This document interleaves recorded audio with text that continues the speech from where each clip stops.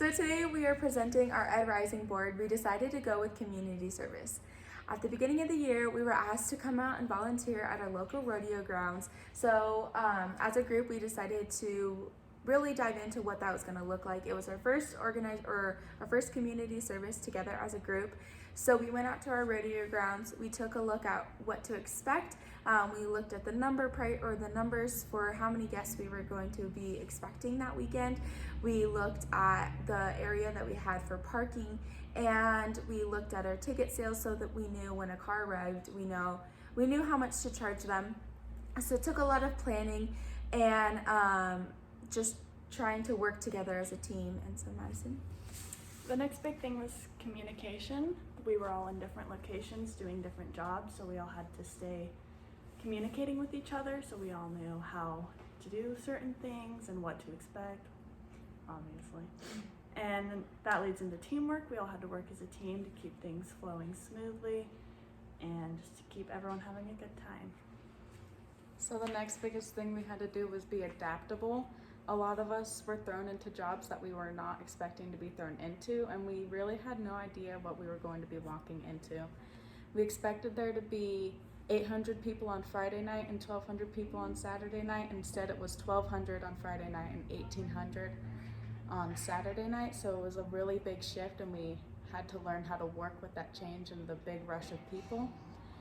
We had to be working under pressure as there was so many people, and we had to have really good communication skills with those people so everyone understood, and there was a lot of people there and we just didn't know what to expect, and there was just a lot put on our plate, but at the end of the day we got through it, and I'd say we did a pretty good job with what we were supposed to do.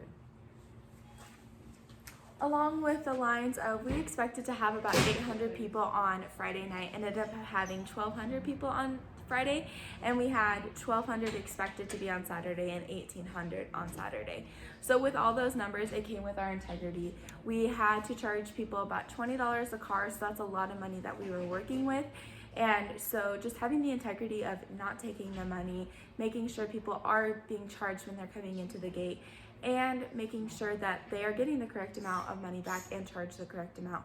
So it took us, we had to show our integrity skills with that as well. So in looking back, we didn't think that just some rodeo community service would have taught us so many things that we could use in the classroom and just in our daily life. Some of those things, again, that we touched on were integrity, our communication skills, our adaptability, working under pressure, and our planning. That is a lot. When I look at it, is when we're thrown into a certain situation, like when we have to have a substitute teacher or when we're going into a classroom to cover those teachers.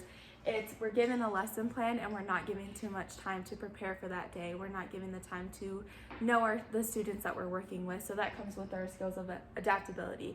We're able to walk into a classroom and be able to control the environment and be able to work with our students efficiently and correctly.